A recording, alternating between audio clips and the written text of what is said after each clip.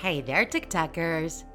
We know many of you love the world of ancient Greece, although today we'll be talking about Rome. More specifically, some of the most famous people in history, the gladiators.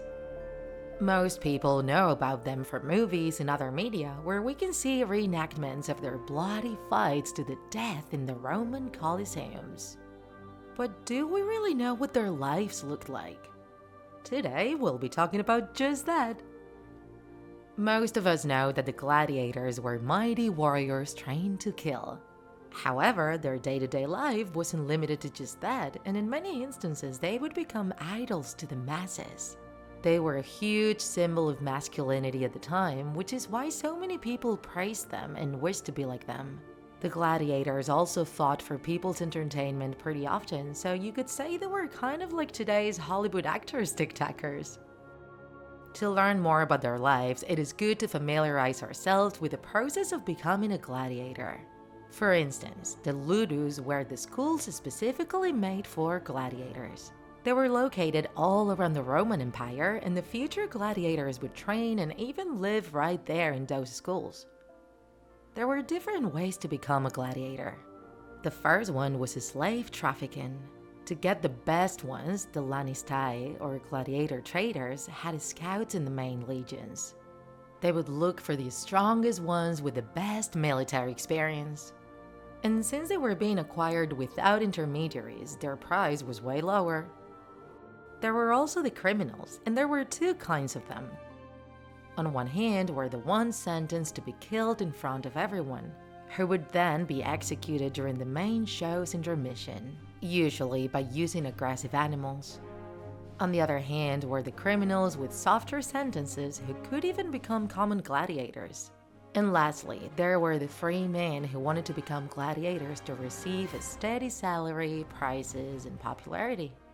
They used to be called the auctorati, and no matter their origin, once they were received into a ludus, they would basically become family.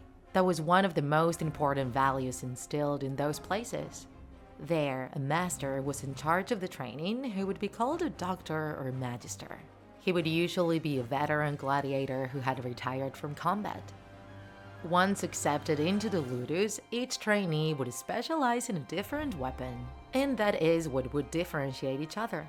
The Samnites, Provocatores, Retiarius, Thracians, Myrmidones, Acidarius, and the Sagittarius. They were assigned to one group or another depending on their skills and also had their own master. That initial selection process also helped separate those who seemed to have the most potential from the others. Their training was pretty strict and their diet was heavily controlled too. Their basic needs were completely covered, but life in general within the ludus looked more like a life in prison. They would sleep in what looked like 3 by 7 meter cells shared among 4 trainees.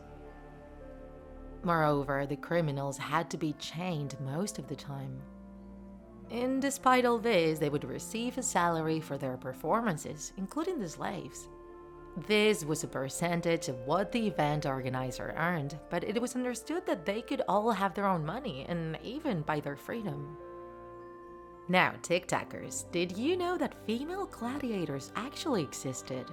It was something pretty uncommon, but it was done sometimes to attract more public. A woman gladiator was called a gladiatrix, and many Romans considered that it was shameful for them to be engaging in such activities. One of the most widespread theories about gladiators is that they lived only for a few years and always ended up dying in combat, but that is not completely true. The gladiatorial fights had very well-established rules, and in general, the combatants had more of a chance of coming out alive than dying. Instead, the ones who usually died during gladiatorial events were those sentenced to death. For the Lanistas, the owners of the gladiator schools, it wasn't profitable at all for the gladiators to die, since that would translate into them losing their investment. And many times the public didn't want the gladiators to die either, especially if they showed bravery and effort. In many cases, if a gladiator lost, his life would be spared. That decision was up to the event's organizer, although the public could also voice their opinion by screaming. And the verdict was not given with a thumbs up or a thumbs down like it has been popularized by modern movies. Instead, the organizer would say mite, which means free him, or yugula, which means cut his throat. As you can see, tic-tackers, gladiators had a pretty harsh life, but sometimes would get a lot of popularity and respect in return. Did you know about the life of gladiators before watching this video? And have you seen that life reflected in any particular movie? If you enjoyed this video, don't forget to like it, and if you want to see more Draw My Life videos, subscribe to our channel. See you in the next episode!